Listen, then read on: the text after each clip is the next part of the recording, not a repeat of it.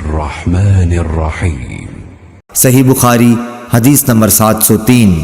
हज़रत अबू हुरैरा रदियल्लाहु ताला अन्हु से रिवायत है कि रसूलुल्लाह सल्लल्लाहु अलैहि वसल्लम ने फरमाया, जब कोई तुम में से लोगों को नमाज पढ़ाए तो तखफीफ करे, क्योंकि जमात में ज़ईफ़, बीमार और बूढ़े सभी होते हैं, लेकिन अकेला पढ़े तो जिस कदर जी चाहे तूल दे सकता है।